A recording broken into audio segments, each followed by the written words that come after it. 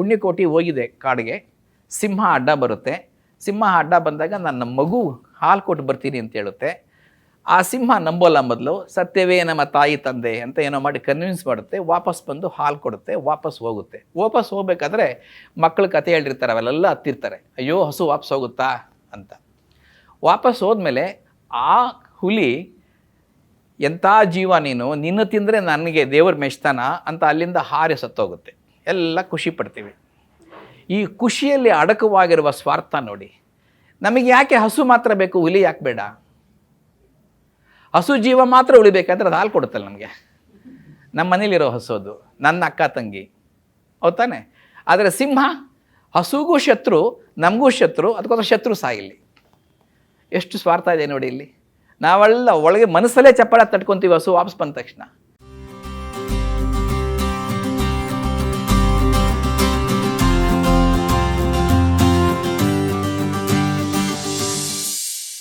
ಯಾವುದು ಸತ್ಯ ಇಲ್ಲಿ?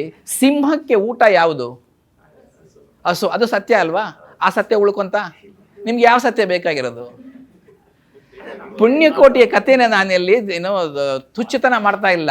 ನಾನು ಹೇಳ್ತಾ ಇರೋದು ಇಷ್ಟೇನೆ, ನಮ್ಮ ಕಥೆಗಳಲ್ಲೂ ಕೂಡ ನಾವು ಸ್ವಾರ್ಥತೆಯನ್ನು, ಮಾನವ ಪ್ರೇರಿತ, ಮಾನವ ಫೋಕಸ್ಡ್ ಅಥವಾ ಹ್ಯೂಮನ್ ಸೆಂಟ್ರಿಕ್ ಸೆಲ್ಫಿಶ್ನೆಸ್ನ ಎಷ್ಟು ತುಂಬಿದ್ದೀವಿ ಅಂತ. ಅಲ್ಲ, ಇದು ಮುಗಿಸ್ಬಿಡೋಣ, ಇದು ಮುಗಿಸ್ಬಿಡೋಣ. ಹೀಗೆ ನಮ್ಮ ಎಲ್ಲ ಯೋಚನೆಗಳು ಕೂಡ ಸೆಲ್ಫ್ ಸೆಂಟರ್ಡ್, ಮ್ಯಾನ್ ಸೆಂಟರ್ಡ್. ಅದೇ ರೀತಿ ನಮ್ಮ ಸಂರಕ್ಷಣಾ ಕ್ರಮಗಳು ಕೂಡ ಸಿಂಹ, ಅದು ಅವಾಗವಾಗ ಕಾಡಿಗೆ ಹೋದಾಗ ಒಂದು ಫೋಟೋಗ್ರಾಫ್ ಮಾಡೋಕ್ಕೆ ಚೆನ್ನಾಗಿ ಸಿಗುತ್ತೆ, ಅದನ್ನ ಕನ್ಸರ್ವ್ ಮಾಡೋಣ.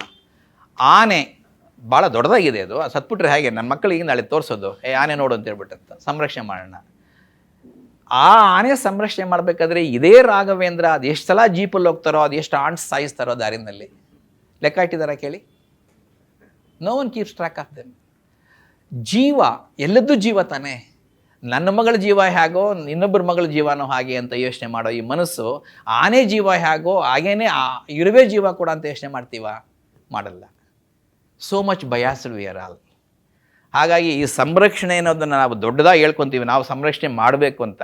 ಆದರೆ ಆ ಸಂರಕ್ಷಣೆ ಮಾಡಬೇಕು ಅಂತ ಹೇಳುವ ಆ ಹೇಳಿಕೆಯಲ್ಲಿ ತುಂಬ ತುಂಬಿಕೊಂಡಿರೋದು ಸ್ವಾರ್ಥ, ತುಂಬ ತುಂಬಿಕೊಂಡಿರೋದು ಈ ಬಯಾಸು. ನಿಜವಾಗ್ಲೂ ನಾವೆಲ್ಲ ಆರೋಗ್ಯಂಟ್. ಏನು ಆರೋಗ್ಯಂಟು?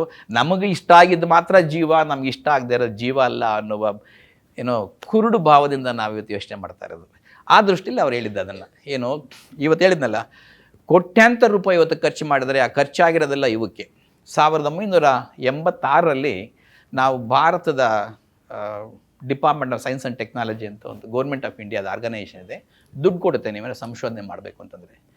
ಆ್ಯಸ್ ರೀಸೆಂಟ್ಲಿ ಆ್ಯಸ್ 1986 ನಾವು ಒಂದು ಪ್ರಾಜೆಕ್ಟ್ ಬರೆದ್ವಿ, ನಮ್ಮ ಕಾಡಲ್ಲಿರುವ ಕೆಲವು ಮರಗಿಡಗಳನ್ನು ಸಂರಕ್ಷಣೆ ಮಾಡಬೇಕು ಅಂತ. ಆವತ್ತನ ಮನಸ್ಥಿತಿ ಹೇಗಿತ್ತು ಅಂದರೆ, ಸಂರಕ್ಷಣೆ ಅಂದರೆ ಕೇವಲ ವೈಲ್ಡ್ ಲೈಫು, ಮರಗಳು ಸಂರಕ್ಷಣೆ ಮಾಡ್ತಾರೆ ಯಾರನ್ನ ಅಂತ ನಮ್ಮ ಬಗ್ಗೆ ನಗಾಡ್ತಾ ಇದ್ದರು. 1986ರಲ್ಲಿ ನಾವು ಪ್ರಾಜೆಕ್ಟ್ ಬರೆದಾಗ ನಮ್ಮ ಪ್ರಾಜೆಕ್ಟ್ ರಿಜೆಕ್ಟ್ ಆಯಿತು ಕೂಡ, ಯಾಕಂದರೆ ಮರಗಳ ಬಗ್ಗೆ ಅವತ್ತು ಯೋಚನೆಯೇ ಇರಲಿಲ್ಲ.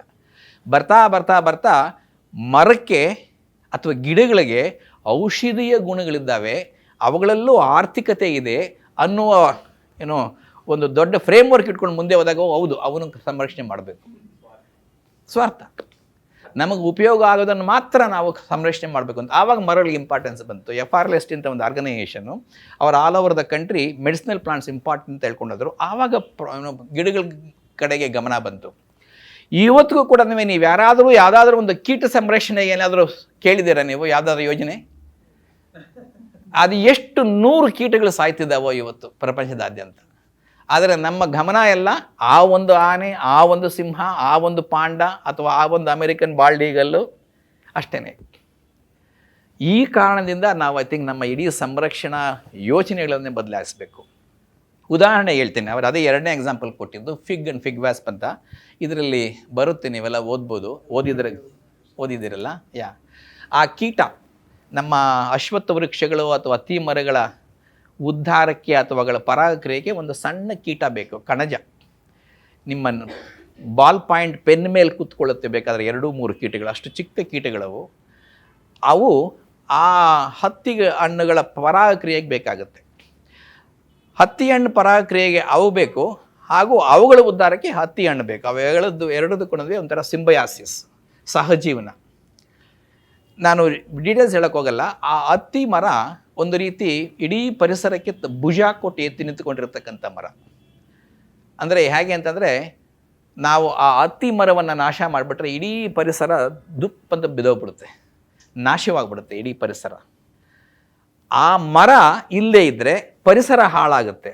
ಆ ಮರ ಇರಬೇಕಾದ್ರೆ ಈ ಕೀಟ ಬೇಕು. ಈ ಕೀಟ ಇಲ್ಲದೆ ಮರ ಇಲ್ಲ, ಆ ಮರ ಇಲ್ಲದೆ ಕೀಟ ಇಲ್ಲ. ಎಲ್ಲರೂ ನಾವೆಲ್ಲ ಇನ್ಫ್ಯಾಕ್ಟ್ ಈವನ್ ರಾಘವೇಂದ್ರ ಕೂಡ ಹೇಳೋದು ಆ ಮರ ಕೀಸ್ಟೋನ್ ಸ್ಪೀಸೀಸ್ ಅಂತ. ಅಂದರೆ ಒಂದು ಮನೆ ಕಟ್ಟಬೇಕಾದ್ರೆ ಕಿಟಕಿ ಕಟ್ತೀವಲ್ಲ, ಆ ಕಿಟಕಿನಲ್ಲಿ ಮಧ್ಯೆ ಒಂದು ಕಲ್ಲಾಗ್ತೀವಲ್ಲ, ಅದು ಕೀಸ್ಟೋನ್ ಅಂತ ಕರೀತಾರೆ. ಯಾಕಂದರೆ ಅದು ಇಡೀ ಕಿಟಕಿನ ಪ್ಲಸ್ ಆ ರೂಫ್ನ ಎತ್ಕೊಂಡಿರುತ್ತೆ. ಅದಕ್ಕೋಸ್ಕರ ಮರನ ಕೀಸ್ಟೋನ್ ಸ್ಪೀಸ್ ಅಂತ ಕರೀತಾರೆ. ಆದರೆ ಇಲ್ಲಿ ಕೀಸ್ಟೋನ್ ಸ್ಪೀಸ್ ನಿಜಕ್ಕೂ ಯಾವುದು? ಆ ಮರವ ಅಥವಾ ಕೀಟವ? ಆ ಮರ ಬದುಕೋಕೆ ಸಾಧ್ಯವಿಲ್ಲ ಕೀಟ ಇಲ್ಲದೆ ಇದ್ರೆ. ವಯಸ್ಸು ಕೂಡ ಕೀಟ ಕೂಡ ಬದುಕೋಕೆ ಸಾಧ್ಯವಿಲ್ಲ ಮರ ಇಲ್ಲದೆ ಇದ್ರೆ. ಹಾಗಾದರೆ ಕೀಸ್ಟೋನ್ ಸ್ಪೀಸ್ ಯಾವುದು? ಅವೆರಡರ ಸಂಕೀರ್ಣ ವ್ಯವಸ್ಥೆ ಇದೆಯಲ್ಲ, ಆ ಸಿಂಬಯಾಸಿಸ್, ಆ ಮ್ಯೂಚುವಲಿಸಮ್, ಆ ಸಹಜೀವನ ಏನು ನಿಜವಾದ ಕೀಸ್ಟೋನ್. ಅಂದರೆ ನಾವು ಇಲ್ಲಿ ಉಳಿಸ್ಬೇಕಾಗಿರೋದು ಮರನಲ್ಲ ಅಥವಾ ಕೀಟನಲ್ಲ, ಅವೆರಡರ ನಡುವೆ ಸಹಜೀವನವನ್ನು. ಇವ್ಯಾವಕ್ಕೂ ನಾವು ಗಮನ ಕೊಡಲ್ಲ. ಜೀವ ಉಳ್ಕೊಂಡ್ಬಿಟ್ರೆ ಸಾಕು. ಯಾವ ಲೆವೆಲ್ಗೆ ಅಂತಂದರೆ, ಇವತ್ತಿಗೂ ಕೂಡ ನೀವು ಫಾರೆಸ್ಟ್ ಡಿಪಾರ್ಟ್ಮೆಂಟಲ್ಲಿ ಕೆಲವರು ಒಂದು 8 ಮರ ತೊಗೊಂಡೋಗ್ಬಿಟ್ಟು ಎಲ್ಲೋ ಒಂದು ಕಡೆ ಹಾಕಿ ನಾವು ಸಂರಕ್ಷಣೆ ಮಾಡಿದ್ದೀವಿ ಅಂತ ಹೇಳ್ತಾರೆ. ಆದರೆ ಅಲ್ಲಿ ಆ ಕೀಟ ಸಿಗುತ್ತೋ ಇಲ್ಲ ಅಂತ ಕೂಡ ಯೋಚನೆ ಮಾಡಿರಲ್ಲ ಅವರು. ಹೀಗೆ ನಮ್ಮ ಸಂರಕ್ಷಣಾ ಕ್ರಮಗಳಲ್ಲಿ ಎಷ್ಟೋ ತೂತುಗಳಿದ್ದಾವೆ, ಎಷ್ಟೋ ಗ್ಯಾಪ್ಸ್ ಇದ್ದಾವೆ. ನಮ್ಮ ಸಂರಕ್ಷಣೆ ಅನ್ನುವ ಆ ಪರಿಕಲ್ಪನೆಯ ಪರಿಧಿಯನ್ನು ನಾವು ವಿಸ್ತಾರ ಮಾಡೋವರೆಗೂ ನಿಜವಾದ ಸಂರಕ್ಷಣೆ ಸಾಧ್ಯವಿಲ್ಲ ಮೇಡಮ್. 2 ಮರ ಹಾಕಿ ನಾವು ಏನೋ ಮೂಮೆಂಟ್ಸ್ ಮಾಡ್ತಾರೆ, ವಾಕ್ ಫಾರ್ ಗ್ರೀನ್ ಅಂತ, ಇನ್ನೂ ಜಾಸ್ತಿ ಹಾಳು ಮಾಡ್ತಾರೆ. ಯಾಕಂದರೆ ಅವತ್ತು ಎಕ್ಸ್ಟ್ರಾ ಟಿ ಶರ್ಟ್ ಹಾಕ್ಕೊಂಡಿರ್ತಾರೆ, ನಿಮ್ಮೆಲ್ಲ ಗೊತ್ತಲ್ಲ, ಎಕ್ಸ್ಟ್ರಾ ಪ್ಲಾಸ್ಟಿಕ್ ವಾಟರ್ ಬಾಟಲ್ಸ್ ಅವತ್ತು ಉಪಯೋಗಿಸ್ತಾರೆ, ಪೇಪರ್ಲೆಲ್ಲ ಬರುತ್ತೆ. ನೆಕ್ಸ್ಟ್ ಡೇ ಅದು ಹೊರ್ಕೊಂಡು I have my photo here today and celebrate with a tinkling glass of wine. So ಈ ವಾಕ್ಗಳು ಗೀಕುಗಳು ಯಾವುದು ಏನು ಮಾಡಲ್ಲ. ಆ ಅವೇರ್ನೆಸ್ ಕ್ರಿಯೇಟ್ ಮಾಡ್ಬೋದು, ಬಟ್ ಮೋರ್ ಇಂಪಾರ್ಟೆಂಟ್ಲಿ ನಮ್ಮ ಪರಿಕಲ್ಪನೆ ಬದಲಾಗಬೇಕು. ಹೇಳಿ madam. Raghavendra, I answered your question. Yeah madam, ನೀವನ್ನ ಕೇಳ್ತಿದ್ರಿ. Okay please. ಓಕೆ ಟರ್ಕನ್. Okay okay back cover page ಅಲ್ಲಿ ಬರ್ತಿದ್ದಾರೆ, ಈ ಮತ್ತೊಂದು ಹಸಿರು ಹಣ್ಣು ಕೊಟ್ಟಿದ್ದಾರೆ ಅಂತ ಬರ್ತಿದ್ದು, ನಾನು ಹಸಿರು ಹಣ್ಣು ಆ ಫ್ರೇಮ್ ಇರ್ಬೋದು ಅಂತ ಓದಕ್ ಶುರು ಮಾಡಿದೆ. ಓಕೆ. ಅದಕ್ಕೂ ಇದಕ್ಕೂ ನನಗೆ ತುಂಬಾನೇ ಡಿಫ್ರೆನ್ಸ್ ಕಾಣಿಸ್ತು. ಬಾಟ್ಲಿನಲ್ಲಿ ಹೆಂಗೆ ಎಷ್ಟೊತ್ತಾದ್ರು ಓವರಿ ಹಿಂಗಿದೆ, ಎಷ್ಟು ಹೋಗಿಲ್ಸ್ ಇದೆ, ಆತರ ಅಷ್ಟು ಮಾತ್ರ ನಾವು ಯೋಚನೆ ಮಾಡ್ತಾ ಇದ್ವಿ. Okay. We were never thought about ಏನಕ್ಕೆ ಇಷ್ಟಿದೆ ಅಂತ. ಹಂಗಲ್ಲ, ನ್ಯಾಚುರಲಿಸ್ಟಿಕ್ ಹಿಸ್ಟ್ರಿ ಏನಿರ್ಬೋದು, evolution significance of packing seeds in fruit, ಅದೆಲ್ಲ ನಾನು ಯೋಚನೆ ಮಾಡಿರ್ಲಿಲ್ಲ. ಓಕೆ. ಮಾಡ್ಬೇಕು ಅಂತಾನು ನಮ್ಗೆ ಹೇಳ್ಕೊಟ್ಟಿರ್ಲಿಲ್ಲ. ಓಕೆ. ಎಲ್ಲ ನಮಗೂ ಅನ್ಸಿರ್ಲಿಲ್ಲ. ನಾವು ಟ್ಯಾಕ್ಸಾನಮಿ ಸಬ್ಜೆಕ್ಟ್ ಇರ್ತಾ ಇತ್ತು ಯಾವ್ದು ಫಸ್ಟ್ ಸೆಮ್ ಅಲ್ಲಿ, ಕೊನೆ ಸೆಮ್ ಅಲ್ಲಿ ಎವಲ್ಯೂಷನ್ ಇರ್ತಾ ಇತ್ತು. ನಾವು ಯಾವತ್ತೂ ಕನೆಕ್ಟೇ ಮಾಡ್ತಿರ್ಲಿಲ್ಲ. Very true, madam. Very true. I mean, I'm very happy that you are finding those elements in the book. ನನಗೆ ಏನೋ ಅನ್ಸ್ತಾ ಇತ್ತು, ಏನೋ ಮಿಸ್ ಹೊಡಿತಿದೆ ಅಂತ ಗೊತ್ತಾಗ್ತಿರ್ಲಿಲ್ಲ ನನಗೆ. But when I started reading this, ಒಂದಕ್ಕೊಂದು ಕನೆಕ್ಟ್ ಮಾಡಿ ನಾನು ಆಮೇಲೆ ಡಬಲ್ ಫರ್ಟಿಲೈಸೇಷನ್, ಟ್ರಿಪಲ್ ಫ್ಯೂಷನ್ ಅಂತ ಹೇಳ್ಕೊಡ್ತಾ ಇದ್ರು. ನಾವು ಎಕ್ಸಾಮ್ ಅಲ್ಲಿ ಬರ್ದು ಮಾರ್ಕ್ಸ್ ತಗೊಂಡು ಮುಂದಕ್ಕೆ ಬಂದ್ಬಿಟ್ಟಿದ್ವಿ. ಬಟ್ ಟ್ರಿಪಲ್ ಫ್ಯೂಷನ್ ಯಾಕೆ, ಎಂಡೋಸ್ಪರ್ಮ್ 3 ನ್ಯೂಕ್ಲಿಯಸ್ ಇದೆ. ಓ, ಅದೆಲ್ಲ ಓದಿದ್ರಾ? Okay okay. ಅಲ್ಲ, ಇದೆಲ್ಲ ಓದಿದ್ರಾ ಅಂತ. ಓಕೆ. ನನಗೆ ಎಂಡೋಸ್ಪರ್ಮ್ 3n ಇದೆ ಅಂತ ಗೊತ್ತು. And 2n is from mother and 1n is from father ಅಂತ. ಎಲ್ಲಾನು ಗೊತ್ತು. ಬಟ್ ಯಾಕೆ ಅಂತ ವಿ ನೆವರ್ ಥಾಟ್. ಓಕೆ. ಇದನ್ನ ನೀವು ಹೆಂಗೆ ಅದು 2/3 ರೇಷಿಯೋ ಇರುತ್ತೆ, 1/2 ರೇಷಿಯೋ ಇದೆ, ಹಂಗಾಗುತ್ತೆ. ಈಗ ನಮ್ಮ ಬಾಟ್ನಿ ಸ್ಟೂಡೆಂಟ್ಸ್ ಏನ್ ನಾವು ಓದಿದೀವಿ, ಇದು ಹಳೇದೇ ಇರ್ಬೋದು, ನೀವು ಬರ್ದು ಪೇಪರ್ ಮಾಡಿ ತುಂಬಾ ವರ್ಷ ಆಗಿದ್ರು ಕ್ಲಾಸ್ ರೂಮ್ ಟೀಚಿಂಗ್ ಅಲ್ಲಿ ಯಾವುದು ಅಪ್ಲೈ ಮಾಡಿಲ್ಲ. ಜಸ್ಟ್ ಇರತ್ತೆ ಎಳ್ನೀರ್ ಎಂಡೋಸ್ಪರ್ಮ್ ಅಂತ ಹೇಳ್ಕೊಡ್ತಾರೆ, ಎಳ್ನೀರ್ ಎಂಡೋಸ್ಪರ್ಮ್ ಅಂತ ನಾವು ಅಲ್ಲಿಗೆ ಸ್ಟಾಪ್ ಆಗ್ತದೆ. ದೀಸ್ ಥಿಂಗ್ಸ್ ಅದನ್ನ ಇನ್ನೊಂದು ಸ್ವಲ್ಪ MSc ಲೆವೆಲ್ ತಂದ್ರೆ ನಾವು ಯೋಚನೆ ಮಾಡೋದು. I'm very happy you made this point, madam. I think on that respect, I have one suggestion to our entire syllabus. ದುರದೃಷ್ಟ ಏನಾಗ್ತಿದೆ ಮೇಡಮ್ ಅಂದರೆ ನಮ್ಮ ಎಜುಕೇಷನಲ್ಲಿ ಇವತ್ತು ನಾವು ಹೇಳ್ಕೊಡ್ತಾ ಇರೋದೆಲ್ಲ ಸ್ಟ್ಯಾಂಪ್ ಕಲೆಕ್ಷನ್ ಅಂತಂದರೆ ಇದೆ, ಆ ಸ್ಟ್ಯಾಂಪ್ ತಗೋ, ಈ ಸ್ಟ್ಯಾಂಪ್ ತಗೋ, ಈ ಸ್ಟ್ಯಾಂಪ್ ತಗೋ, ಈ ಥರ ಕಲೆಕ್ಟಿಂಗ್ ಮೆಟೀರಿಯಲ್ ಅಷ್ಟೇ ಹೊರತುನುವೆ ಮಕ್ಕಳಿಗೆ ಪ್ರಶ್ನೆ ಹುಟ್ಟಿಸುವ ಸಿಲೆಬಸ್ ಆಗಲಿ ಅಥವಾ ಆ ರೀತಿಯ ಯೋಚನೆಗಳೇನು ನಾವು ಮಾಡ್ತಾ ಇಲ್ಲ. ಪ್ರತಿಯೊಂದಕ್ಕೂ ಕೂಡ ಯಾಕೆ ಅನ್ನೋ ಪ್ರಶ್ನೆ ಅವರಲ್ಲಿ ಹುಟ್ಟು ಹಾಕುವ ಪ್ರಯತ್ನ ನಮ್ಮಲ್ಲಿ ಆಗ್ತಾ ಇಲ್ಲ. ಗಟ್ ಮಾಡು, ಇನ್ಫ್ಲಾರೆನ್ಸ್ ಅಂದರೆ ಏನಂತ ಗಟ್ ಮಾಡು ಅಷ್ಟೇ. ಇನ್ಫ್ಲಾರೆನ್ಸ್ ಯಾಕೆ ಬೇಕು ಅಂತ ಯಾರೂ ಕೇಳಲ್ಲ. ಬಿಡಿ ಬಿಡಿಯಾಗಿ ಹೂಗಳು ಇರ್ಬೋದಾಗಿತ್ತಲ್ಲ, ಎಲ್ಲ ಒಟ್ಟಿಗೆ ಹಾಕಿದೆ ಹೂಗಳು, ಈ ಪ್ರಶ್ನೆ ಕೇಳಿಸಲ್ಲ. ಒಂದು ಹೂನಲ್ಲಿ ಯಾಕೆ ಇಷ್ಟು ಚಿಕ್ಕ ದಳಗಳಿದ್ದಾವೆ, ಇದರಲ್ಲಿ ಯಾಕೆ ಇಷ್ಟು ದಪ್ಪದ ದಳಗಳಿದ್ದಾವೆ, ನಾವು ಏನೋ ಮಕ್ಕಳಿಗೆ ಅದು ಹೇಳ್ಕೊಡಲ್ಲ. ಇನ್ಫ್ಯಾಕ್ಟ್ ಈ ಪುಸ್ತಕದಲ್ಲಿ ನಾನು ಪ್ರಯತ್ನ ಪಟ್ಟಿರೋದಂದರೆ ಓದೋರೆಲ್ಲರೂ ಕೂಡ ಏಕೆ ಅನ್ನೋ ಪ್ರಶ್ನೆ ಯಾವತ್ತೂ ಕೇಳ್ಕೊಳ್ಳಿ ಎಲ್ಲಾದ್ರ ಮೇಲೂ ಅನ್ನೋ ಒಂದು ದೃಷ್ಟಿಯಿಂದ. I am very happy you made that point. ಒಂದು ಸಣ್ಣ ವಿಷಯ ಹೇಳ್ಬಿಡ್ತೀನಿ ಮತ್ತೊಂದು ಈ ಪುಸ್ತಕದ ಬಗ್ಗೆ. ಮೇಡಮ್, ಈ ಪುಸ್ತಕ ಇನ್ನೂ 200 ಪೇಜ್ ಹೋಗ್ಬೋದಾಗಿತ್ತು. ಇನ್ನೂ 200 ಪೇಜಷ್ಟು ಮೆಟೀರಿಯಲ್ ಇತ್ತು, ವಿಷಯ ಇತ್ತು. ಆದರೆ ನಾನು ಬರೀಬೇಕಾದ್ರೆ ಒಂದು ಭಯ ಇತ್ತು, ಇದರಲ್ಲಿ ಯಾವ ಭಾಗವನ್ನು ಓದೋದು ನಿಜವಾಗಲೂ ಅಪ್ರಿಷಿಯೇಟ್ ಮಾಡ್ತಾರೆ, ಯಾವುದನ್ನಿಲ್ಲ, ಇದು ಟೆಕ್ನಿಕಲ್ ಆಗಿಬಿಡುತ್ತಾ ಬಹಳ ಅಂತ. ಬಟ್ ನನಗೀಗ ಬರ್ತಾ ಇರೋ ರೆಸ್ಪಾನ್ಸ್ ಪ್ರಕಾರ ನಾವು I am prompted to now write an another book which carries material other than this. ಒಂದು. ಎರಡನೇದು, ಆ ಪುಸ್ತಕದಲ್ಲಿ in addition to these gaps that I have left here, I also want to know bring in an another thing. ಇಲ್ಲಿ ಎಷ್ಟು ಜನ ವಿಜ್ಞಾನಿಗಳಿದ್ದಾರೆ, ಎಷ್ಟು ಜನ artist ಇದ್ದಾರೆ, ಕೈ ಎತ್ತಾರೆ. ಆರ್ಟಿಸ್ಟ್ ಕೈ ಎತ್ತಿ, ಕೇವಲ BA ಅಥವಾ MA ಮಾಡಿರೋರು ಕೈ ಎತ್ತಿ. Very good. ಯಾಕೆ ಅಂತ ಹೇಳ್ತೀನಿ ಅಂತಂದರೆ, ನಿಮಗೆ ಸ್ವಲ್ಪ ಸೂಕ್ಷ್ಮವಾಗಿ ನನ್ನ ಇತ್ತೀಚಿನ ಕೆಲವು ಆರ್ಗ್ಯುಮೆಂಟ್ಸ್ನ ಗಮನಿಸಿದರೆ, I have try to argue that there is no difference between science and arts ಅಂತ. ಮೂಲತಃ ನಾನು ವಿಜ್ಞಾನಿಯಾಗಿದ್ದರೂ ಕತೆ ಗೀತೆ ಬರೆಯೋಕ್ಕೆ ಪ್ರಾರಂಭ ಮಾಡಿದೆ. ಬರಿತಾ ನನಗೆ ಅನಿಸ್ತಾ ಇರೋದು ಎರಡರ ಮಧ್ಯೆ ಯಾವುದೂ ವ್ಯತ್ಯಾಸ ಇಲ್ಲ ಅಂತ. ದುರದೃಷ್ಟ, ನಮ್ಮ ಮಕ್ಕಳಿಗೆ ನೀನು ಸೈಂಟಿಸ್ಟ್ ಆಗು ಇದೇ ಹೇಳ್ಕೊಡ್ತೀವಿ, ಏನು ಪ್ರಯೋಜನ ಅಲ್ವಾ, ಆರ್ಟ್ಸ್ಗೆ ಹೋಗು. ಎರಡರ ಮಧ್ಯೆ ಯಾವುದೇ ಡಿಫ್ರೆನ್ಸ್ ಇಲ್ಲ ಅನ್ನೋ ರಿಯಲೈಸೇಷನ್ ಯಾವಾಗ ನಮಗೆ ಬರುತ್ತೋ ಆವಾಗ ಇಡೀ ಜ್ಞಾನದ ಪರಿಮಿತಿ ಅಥವಾ ಆ ಪರಿಧಿಗಳು ಒಂದೇ ಆಗ್ಬಿಡುತ್ತೆ. ಆ ಆರ್ಗ್ಯುಮೆಂಟ್ನ ನಾನು 2ನೇ ಬುಕ್ಕಲ್ಲಿ ತರಬೇಕು ಅಂತಿದ್ದೀನಿ. ಹೇಗೆ ಒಬ್ಬ ವಿಜ್ಞಾನಿ ವಿಜ್ಞಾನದ ಪ್ರಶ್ನೆಗಳನ್ನ ಕೇಳ್ತಾ ಗೊತ್ತಿಲ್ಲದಂಗೆ, ಅವನಿಗೆ ಅರಿವಿಲ್ಲದಂಗೆ ನಮ್ಮ ಆರ್ಟ್ಸಲ್ಲೂ ಕಲೆಯಲ್ಲೂ ಕೂಡ ಪ್ರಶ್ನೆಗಳನ್ನ ಕೇಳ್ಕೊಂಡು ಹೋಗ್ಬೋದು, ಕಲೆಯಲ್ಲೂ ಕೂಡ ಕಲ್ಪನೆಗಳನ್ನ ಹುಟ್ಟು ಹಾಕ್ಬೋದು. ಎರಡಕ್ಕೂ ಬೇಕಾಗಿರೋದು ಒಂದೇ ರೀತಿಯ ಯೋಚನಾ ಲಹರಿ. ಇದು ನಮ್ಮ ವಿಭಾಗ ಅಷ್ಟೇ, ಬಾರ್ಡ್ರ್ ಹಾಕ್ಬಿಟ್ಟು ಈ ಕಡೆ, ಅದು ಕೂಡ ಬಾರ್ಡ್ರ್ ಸರಿ ಇಲ್ಲ ನೋಡಿ. ಎಷ್ಟು ಅಂತಂದರೆ, ನಾವು ಎಷ್ಟು ಇನ್ಫೀರಿಯಾರಿಟಿ ಕಾಂಪ್ಲೆಕ್ಸ್ ಅಂತಂದರೆ ಆರ್ಟ್ಸ್ ಅಂದ ತಕ್ಷಣ ಮೊರಾಲಿಟಿನ ಮಾರಲ್ ಸೈನ್ಸ್ ಅಂತ ಕರಿತೀವಿ. ಯಾಕೆ ಬರೀ ಮೊರಾಲಿಟಿ ಅಂತ ಕರಿಬಾರ್ದು? ಪೊಲಿಟಿಕಲ್ ಸೈನ್ಸ್ ಅಂತ ಕರಿತೀವಿ. ಯಾಕೆ ಬರೀ ಪಾಲಿಟಿಕ್ಸ್ ಸ್ಟಡೀಸ್ ಅಂತ ಕರಿಬಾರ್ದು? ಇದು ಒಂಥರ ಇನ್ಫೀರಿಯಾರಿಟಿ ಕಾಂಪ್ಲೆಕ್ಸು. ಇದು ಆರ್ಟ್ಸ್, ಇದನ್ನ ಸೈನ್ಸ್ ಅಂತ ಕರೆದ್ಬಿಡೋಣ. This is our bias. There is no difference in terms of attaining knowledge, analysing, interpreting, whether science ಆಗಲಿ ಆರ್ಟ್ಸ್ ಆಗಲಿ. ಆ ಬಯಾಸ್ನ ಸಾಧ್ಯವಾದಷ್ಟು ತೆಗಿಬೇಕು ಅಂತ 2ನೇ ಪುಸ್ತಕದಲ್ಲಿ ಪ್ರಯತ್ನ ಪಡ್ತೀನಿ. ಬಟ್ ಮುಂದಿನ ವರ್ಷ ಬರಲ್ಲ, ಇನ್ನೊಂದು ವರ್ಷದ ಮೇಲಾಗುತ್ತೆ. ಅದರಲ್ಲಿ ಸಾಕಷ್ಟು ನನ್ನ ಬೇರೆ ಸಂಶೋಧನೆಗಳು ನನ್ನ ಕೊಲೀಗ್ ಜೊತೆ ಮಾಡಿದ್ದನ್ನು ತರ್ತೀನಲ್ಲಿ. ಆ 200 ಪೇಜ್ ಏನು ಬರೀಬೇಕು ಅಂತಿದ್ದನೋ ಅದರ ಭಾಗ ಪ್ಲಸ್ ಈ ರೀತಿಯ ನನ್ನ ಜೀವನದಲ್ಲಿ ವಿಜ್ಞಾನದಿಂದ ಕಲೆ ಕಡೆಗೆ ಬೆಳೆದ ರೀತಿನ ಉದಾಹರಣೆಗಳ ಸಮೇತ ಇದೇ ರೀತಿ ಈ ಪುಸ್ತಕದಲ್ಲಿ ಹಾಕಿಕೊಟ್ಟಿದ್ದೇನೋ ಹಾಗೆ ಬರಿಬೇಕು ಅಂತಿದ್ದೀನಿ. Very nice. Thank you madam for this. When I get the response that people have liked this, as a matter of fact, ಆ ಎಂಡೋಸ್ಪರ್ಮ್ದು 2m+m ಇದೆಯಲ್ಲ, it's a very complex thing. ಅದನ್ನು ಒಬ್ಬ MSc ಸ್ಟೂಡೆಂಟ್ ಆಗಲಿ ಅಥವಾ BSc ಸ್ಟೂಡೆಂಟ್ ಆಗಲಿ ಅರ್ಥ ಮಾಡ್ಕೊಂಬಿಟ್ರೆ excitement ಬರುತ್ತೆ. ದುರದೃಷ್ಟ ಅಂದರೆ ನಮ್ಮಲ್ಲಿ ಅದು ಇಲ್ಲ. ಸೊ ಆ ಕಾರಣದಿಂದ I wanted to now inject that element of people thinking about why anything ಅನ್ನೋದಕ್ಕೆ ಬರೆದಿದ್ದ ಪುಸ್ತಕ. ನೇಚರ್ ಕನ್ಸರ್ವೇಷನ್ ಇದರಲ್ಲಿ ಕುವೆಂಪು ಅವರು ಅಂತ ಹೇಳ್ತಾರೆ, ಒಂದು ಬಿಡೋ ಅಲ್ಲಿರಲಿ ಆ ಹೂವು, ನೀ ಸೃಷ್ಟಿಸಲಾಗದ ಬ್ಯೂಟಿಫುಲ್, ನಿನ್ನಿಂದ ಏತಕ್ಕೆ ಸಾವು. ಬ್ಯೂಟಿಫುಲ್. ನನ್ನ ಪ್ರಕಾರ ನಾನು ಅದೇ ಅವಾಗ್ಲಿಂದ ನನ್ಗೆ ತಲೆನಲ್ಲಿ ಓಡ್ತಾ ಇದೆ, ನೀವು ಏನು ಮಾಡಬೇಡಿ, ಮುಂದೆ ಇದ್ದು ಬಿಡಿ, ಅದ್ರ ಪಾಡೋದು ಭೂಮಿ ಸಂರಕ್ಷಣೆ ಆಗತ್ತೆ ಅಂತ ಅನ್ನೋದು ಒಂದು ಜನ ತಿಳಿಬೇಕಿದೆ. ನೀವು ಕುವೆಂಪು ಅವ್ರದ್ದು ಒಳ್ಳೆ ಸೆಂಟೆನ್ಸ್ ಹೇಳಿದ್ರಪ್ಪ. ನಾನು ಇನ್ನೊಂದು ಹೇಳೋಕ್ಕೆ ಇಷ್ಟಪಡ್ತೀನಿ, which is something that we could all follow. Rama Lakshmana Sita ಕಾಡಿಗೆ ಹೋಗಿರ್ತಾರೆ. ಕಾಡಲ್ಲಿ ಅವರು ಒಂದು ಎಲೆಮನೆ ಕಟ್ತಾರೆ. ಆ ಎಲೆಮನೆ ಕಟ್ಟಿದ ಮೇಲೆ ಅವ್ರು ಯಾಕೆ ಜೀವನ ಮಾಡ್ತಾರೆ ಅನ್ನೋದನ್ನು ಕುವೆಂಪು ಹೇಳ್ತಾರೆ. ಅರಮನೆಯಳಿಹುದೇನೋ ಅರಸುತನಂ ಎದೆಯೊಳಿರೆ ಕಾಡು ಅರಮನೆಗೆ ಕೀಳೆ. Look at the difference. ಅರಮನೆಯೊಳಿಹುದೇನೋ ಏನಿದೆಯೋ ಪ್ಯಾಲೇಸಲ್ಲಿ, ಏನೋ ಅರಸುತನಂ ಎದೆಯೊಳಿರೆ ಕಾಡು ಅರಮನೆಗೆ ಕೀಳೆ.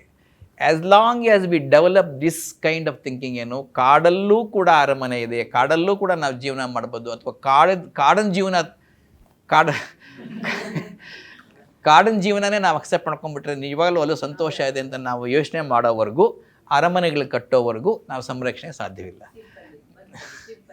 ಯಾ ಸಿಂಪಲ್ ಲೈಫ್ ಮೇಡಮ್. ಯಾ ಅಷ್ಟಾಕೆ ಅವರು ಇದಕ್ಕಿಂತ ಮುಂಚೆ ಒಂಥರ ರಾಮ ಲಕ್ಷ್ಮಣ ವಿಶ್ವಾಮಿತ್ರನ ಜೊತೆ ಕಾಡಿಗೆ ಹೋಗಿರ್ತಾರೆ. ನಾನು ಟೆಲಿಂಗ್ ಅಬೌಟ್ ಕುವೆಂಪು ರಾಮಾಯಣ. ವಿಶ್ವಾಮಿತ್ರನ ಜೊತೆ ಕಾಡಿಗೆ ಹೋಗಿರ್ಬೇಕಾದ್ರೆ ರಾತ್ರಿ ಫಸ್ಟ್ ನೈಟು ನಿದ್ದೆ ಮಾಡ್ತಾರೆ, ನೆಕ್ಸ್ಟ್ ಡೇ ಮಾರ್ನಿಂಗ್ ಎದ್ದು ಸ್ನಾನ ಮಾಡ್ತಾರೆ. ಸ್ನಾನ ಮಾಡಿದ್ದಾದಮೇಲೆ ಅವರು ಈಜಾಡ್ತಿರ್ತಾರೆ ರಾಮ ಲಕ್ಷ್ಮಣ. ಅವ್ರಿಗೆ ಆ ಇಡೀ ಕಾಡನ್ನು ನೋಡ್ಬಿಟ್ಟು ಖುಷಿ ಆಗ್ಬಿಟ್ಟು, ಎಷ್ಟೊಂದು ಸುಂದರವಾಗಿದೆ ಕಾಡಿದು, ಅಲ್ಲೊಂದು ಇದು ಬರುತ್ತೆ, ರಾಜಿಸಿತು ಸರಯೂ ನದಿಯೋ ವಕ್ಷ ಮೋಕುಳಿಯ ತಾಳೆ ಹೆಂಗೆ ಹೇಳ್ತೀನಿ, ಬಂಡೆಯಂ ಧುಮುಕಿ ನೀರರಚಿ ಮೇಣೊಬ್ಬರಂ ಏನೋ ಈಜಾಡಿ ಒಂದು ಸೆಂಟೆನ್ಸ್ ಬರುತ್ತೆ ಮೇಡಮ್ ಅಲ್ಲಿ, ಭಾಳ ಚೆನ್ನಾಗಿದೆ ಅದು. ಐ ಲೈಕ್ ಟು ನಾವು ಟೆಲ್ ಯು ದಟ್. ಎನಿವೆ, ಈ ಕಾಡಿನ ಸೊಗಸಿನ ಹಿಂದೆ ಅರಮನೆ ಬಡತನ ಆಗೋಯ್ತಲ್ಲ ನಮಗೆ ಅಂತ ಹೇಳ್ತಾರೆ ಯಾರೋ ಅವರಿಬ್ಬರು ಮಕ್ಕಳು. ಆ ಮಾತು ಕೇಳಿ ನಿಜವರದೇ ಹೇವತ್ಸ ಮಗನೇ, ಕರೆಕ್ಟಾಗಿ ಹೇಳಿದ್ದೀಯಾ, ದಿಟವರದೇ ಹೇವತ್ಸ. ಈ ಪ್ರಕೃತಿನ ಪೂಜೆ ಮಾಡುವ ಯೋಗ್ಯತೆ ಭಾಳ ಜನಕ್ಕೆ ಇರೋಲ್ಲ, ನೀನಂತ ಕೆಲವ್ರು ಮಾತ್ರ ಇರುತ್ತೆ ಅಂತ ನಾನು ಅವಾಗ ಅಂದ್ಕೊಂಡೆ. ಆ ಯೋಗ್ಯತೆ ನಾವೆಲ್ಲ ಯಾವಾಗ ಪಡ್ಕೊತೀವೋ ಆವಾಗ ನಾವೆಲ್ಲ, ಅಂದರೆ ನಾವು ಕೂಡ ರಾಮ ಲಕ್ಷ್ಮಣ ಯಾವಾಗ ಆಗ್ತೀವೋ ಆವಾಗ ಸಂರಕ್ಷಣೆ ಆಗುತ್ತೆ. Not with these walkathons, not with these words. So in other words, Rama Lakshmana ಅವತ್ತು ಕಾಡಿಗೆ ಹೋಗಿ ಸ್ನಾನ ಮಾಡಿದ್ದಾದ ತಕ್ಷಣ ಅವರಿಗೆ ಆ ಕಾಡಿನ ಅನುಭವದಲ್ಲಿ ಆನಂದವನ್ನು ನಾವೆಲ್ಲರೂ ಯಾವಾಗ ಪಡೆಯೋ ಪ್ರಯತ್ನ ಪಡ್ತೀವೋ ಆವಾಗ ಸಂರಕ್ಷಣೆ ಪ್ರಾರಂಭ ಆಗುತ್ತೆ. ಅದವರೆಗೂ ಸಂರಕ್ಷಣೆ ಎಲ್ಲ ನಾಶ. ನೀವು ಹೇಳಿದಾಗ madam correct, I very happy about the honest admission you did. ನಾವು ಇಲ್ಲಿದ್ದೀವಿ, ನಾವೇನು ಮಾಡೋಕ್ಕಾಗಲ್ಲ, we are trapped into this. ಆದರೆ ಆ ಟ್ರ್ಯಾಪ್ನ ಯಾವಾಗ ನಾವು ಬ್ರೇಕ್ ಮಾಡ್ತೀವೋ ಆವಾಗ ಬಹುಶಃ ಸಂರಕ್ಷಣೆ ಶುರುವಾಗುತ್ತೆ. Let us come back to the book perhaps. ಹೇಳಿ ಮೇಡಮ್. ತುಂಬಾ ಇದು ಮನಸ್ಸಲ್ಲಿ ಕೊರಿತಾ ಇದೆ, ಅದಕ್ಕೆ ಕೇಳ್ತೇನೆ. ಈಗ ನಮ್ಮ ಸರ್ಕಾರ ಶ್ರೀಗಂಧ ವೃಕ್ಷಗಳನ್ನು ಕಡಿಯೋಕೆ ಸಾಕಷ್ಟು ನಿರ್ಬಂಧನೆಗಳನ್ನು ಹಾಕಿದೆ. ಅದು ಕೆಲವರು ಮಾಡ್ತಿದ್ದಾರೆ, ಆ ಮಾತು ಬೇರೆ. ಅದೇ ಲೆವೆಲ್ ಅಲ್ಲಿ ನಾವು ಬೇರೆ ವೃಕ್ಷಗಳಿಗೂ ತಮ್ಮಂತಹ ಬುದ್ಧಿಜೀವಿಗಳೆಲ್ಲರೂ ಸೇರ್ಕೊಂಡು ಏನಾದ್ರೂ ಒಂದು ಕಾನೂನು ಅಥವಾ ಒಂದು ವೈಟ್ ಪೇಪರ್ ಸರ್ಕಾರಕ್ಕೆ ಸೇರ್ಕೊಡ್ಬೋದು. ಏನು ಬೇಕಾದ್ರೂ ಮಾಡ್ಬೋದು ಮೇಡಮ್, ಆಬ್ವಿಯಸ್ಲಿ ಕಮರ್ಷಿಯಲ್ ಏನು ಬೇಕಾದ್ರೂ ಮಾಡ್ಬೋದು ಮೇಡಮ್. ಬಟ್ ಏನು ಅಂತಂದರೆ ಇಲ್ಲಿ ಇದು ನಮ್ಮದೆಲ್ಲ ಮೈಂಡ್ ಸೆಟ್ ಹೆಂಗಿದೆ ಅಂದರೆ, ನನ್ನ ಮಗಳದ್ದು ಒಂದು ಘಟನೆ ಹೇಳ್ತೀನಿ ನಾನು. ಅವಳು ಅಲ್ಲಿದ್ದಾನಲ್ಲ ಹುಡುಗ, ಆ ವಯಸ್ಸು ಅಂತ ಕಾಣುತ್ತೆ, ಕಾಡಿಗೆ ಕರ್ಕೊಂಡೋಗಿದ್ವಿ. ನನ್ನ ಮಗಳು ನಮ್ಮ ಜೊತೆಲ್ಲ ಕಾಡಿಗೆ ಬರ್ತಾ ಇದ್ಲು. ಅವಳಿಗೆ ಕಾಡು ಕಟ್ ಮಾಡೋದೆಲ್ಲ ತಪ್ಪು ಮಗಳೇ, ಹಾಗೆ ಹೀಗೆ ಅಂತೆಲ್ಲ ಹೇಳ್ತಾ ಇದ್ವಿ. ಸೇಮ್ ನಮ್ಮ ಎಲ್ಲರೂ ಮಕ್ಕಳಿಗೆ ಹೇಳ್ಕೊಟ್ಟಂಗೆ. ಅಲ್ಲಿ ಒಂದು ಲಾರಿ ಹೋಗ್ತಾಯಿತ್ತು, ದೊಡ್ಡ ಲಾರಿ. ಅದ್ರ ತುಂಬ ಈ ಕಾಡಿನ ಮರಗಳನ್ನ ತುಂಬಿಸ್ಕೊಂಡು ಹೋಗ್ತಾಯಿದ್ರು. ಅಪ್ಪಾಜಿ ಅಲ್ಲಿ ನೋಡಿ ಎಷ್ಟು ಕಾಡು ಕಟ್ ಮಾಡಿದಾರೋ ಅಂತ ನಾನು ಅಂದ್ಕೊಂಡೆ. ನಾನು ಮಗಳನ್ನ ಭಾಳ ಬಯಾಸ್ ಮಾಡಿಬಿಟ್ಟಿದ್ದೇನೆ ನಾನು ಅಂತ. ಹೌದು ಮಗಳೇ, ತಪ್ಪು. ಆದರೆ ಏನು ಮಾಡೋದು ಮಗಳೇ, ಮನೆ ಕಟ್ಟೋಕ್ಕೆ ಮರ ಬೇಕಲ್ಲಮ್ಮ. ಓ ಹೌದಪ್ಪಾಜಿ, ಈಗ ನೀನು ಮನೆ ಕಟ್ಟಬೇಕಮ್ಮ, ಅದಕ್ಕೆ ಏನು ಮಾಡ್ತೀಯಮ್ಮ? ನಾನು ಏನು ಮಾಡಲ್ಲ ಅಪ್ಪಾಜಿ, ಒಂದೇ ಒಂದು ಮರ ಕಟ್ ಮಾಡ್ತೀನಿ, ನನ್ನ ಮನೆಗೆ ಸಾಕು ಅಂತ. Sums up everything. ನಾವೆಲ್ಲರೂ ಒಂದೊಂದೇ ಮರನೇ ಕಟ್ ಮಾಡೋದು. So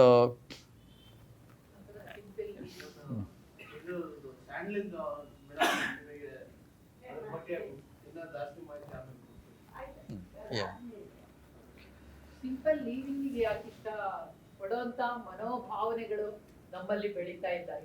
trap madam, it is a trap. We have gotten into the trap of believing that this is life, this is happiness.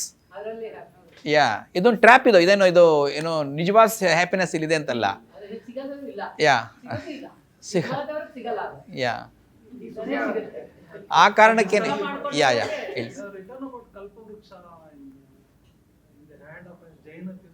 ಹಾಂ ಹಾಂ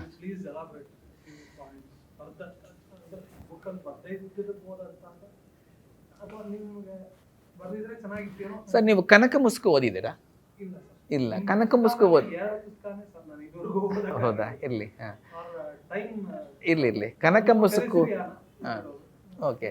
ಕನಕ ಮುಸುಕುದಲ್ಲಿ ಆ ಮೇಯ್ಸ್ ಬಗ್ಗೆ ಬರುತ್ತೆ. ಇನ್ಫ್ಯಾಕ್ಟ್ ಕನಕ ಮುಸುಕು ಇಡೀ ಕಾದಂಬರಿ ಬೆಳೆದಿದ್ದೇ ನನ್ನ ಪತ್ನಿ ಆ ಸಂಶೋಧನೆ ಮಾಡೋ ಟೈಮಲ್ಲಿ ಅಥವಾ ಮಾಡಿದ್ದರಿಂದ. ಸೊ ಆ ಕಲ್ಪವೃಕ್ಷ ಅಂದರೆ ಏನು, ಅದು ಮೇಯ್ಸ್ ಯಾಕಿಲ್ಲಿ, ಅಂದರೆ ಮೇಯ್ಸ್ ಥರ ಯಾಕಿದೆ ಇಲ್ಲಿ ಅನ್ನೋದ್ರ ಬಗ್ಗೆ ಒಂದಷ್ಟು ಯೋಚನೆಗಳನ್ನು ಕನಕ ಮುಸುಕುದಲ್ಲಿ ಬರೆದಿದ್ದೀನಿ.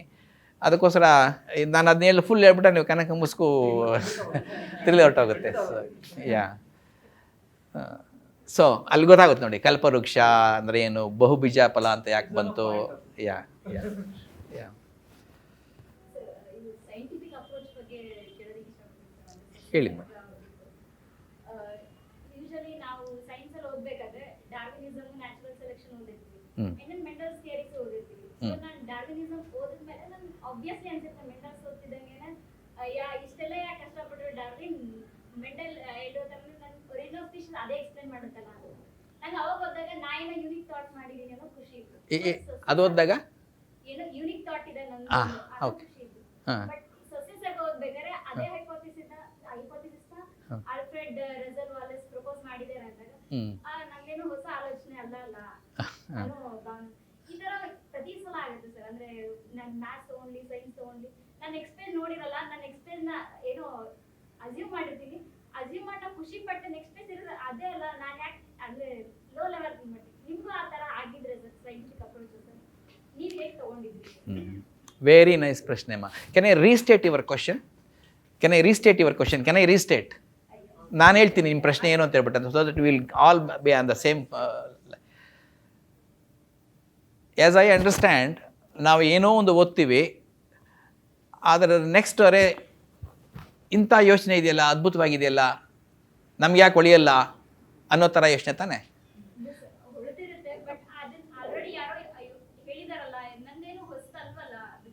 ಓ ಆ ಥರ. Okay okay okay.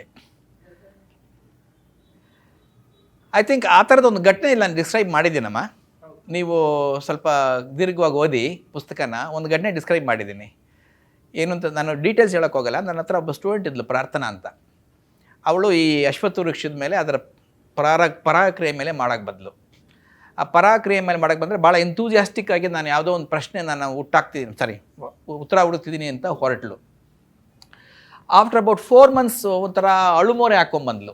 ಏನು ಅಂದರೆ, ಸರ್ ನಾನು I want to now study this, I thought it's going to be a challenging thing to now study, but ಯಾರೋ ಇವಾಗಲೇ ಮಾಡಿಬಿಟ್ಟಿದ್ದಾರೆ ಸಾರ್ ಅಂತ. But at that point I told her, ಅವರು ಮಾಡಿದ್ದಾರೆ ಅಂದ ತಕ್ಷಣ ಎಲ್ಲ ಕ್ಲೋಸ್ ಆಗಿಬಿಡ್ತು ಅಂತಲ್ಲ, let us see what they have told and let us test what they have told is correct or not ಅಂತ. ಅವ್ರು ಹೇಳಿರೋ ಸರಿಯಾದ ತಪ್ಪ ಅಂತ ಟೆಸ್ಟ್ ಮಾಡೋಣ. ಯಾರಾದರೂ ಅದಕ್ಕೆ ಪುರಾವೆ ಕೊಟ್ಟಿದ್ದಾರಾ ಅಂತಂದೆ. ಇಲ್ಲ ಸರ್, ಯಾರು ಪುರಾವೆ ಕೊಟ್ಟಿಲ್ಲ, ಅವ್ರು 1960 ಹೇಳಿದ್ದಾರೆ, ಬಹಳ ಅದ್ಭುತವಾದ ಹೈಪಾಸಿಸ್ ಅದು ಎಲ್ಲ ಹೇಳ್ಬಿಡುತ್ತೆ ಸರ್ ಅಂತಂದ್ಲು. ಇರ್ಬೋದಮ್ಮ, 1960 ಅವ್ರು ಹೇಳಿರ್ಬೋದು, ಅದಕ್ಕೆ ಪುರಾವೆ ಯಾರಾದರೂ ಕೊಟ್ಟಿದ್ದಾರಾ?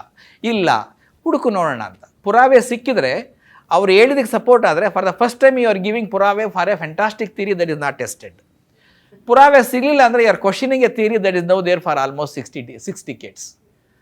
ಆವಾಗ ಅವಳಿಗೆ ಗೆಲುವಾಯಿತು, ಹೌದಲ್ಲ ಅಂತ. ಹೇಗೆ ನಾನು ಏನೇ ಕೊಟ್ಟಿದ್ದೀನಿ ಅಂತಂದರೆ, ಯಾವುದೇ ಎಲ್ಲ ಗೊತ್ತಾಗಿದೆ ಅಥವಾ ನನಗೂ ಏನೋ ಹೇಳೋಕ್ಕಾಗಲಿಲ್ವಲ್ಲ ಅಂತ ಕಾನ್ಫಿಡೆನ್ಸ್ ಹೇಳ್ತಿರಲ್ಲ, don't ever worry about all that, go head and now continue to think. So ಈ ಹುಡುಗಿ ಅದೇ ಮಾಡೋಕ್ಕೆ ಹೋದ್ಲು. ಹೌದಾ, ಹಾಗಾದ್ರೆ ಲೆಟ್ ಮಿ ಟೆಸ್ಟ್ ಅಂತ. ಸಿಕ್ಕಿದ ಉತ್ತರ ಹೇಗಿತ್ತು ಅಂತಂದರೆ, 1960 ಅವ್ರು ಏನು ಹೇಳಿದ್ರೋ ಅದ್ರ ಪ್ರಕಾರ ಏನು ನಾವು ಎಕ್ಸ್ಪೆಕ್ಟ್ ಮಾಡಿದ್ವು ಆ ಥರ ಬರಲಿಲ್ಲ.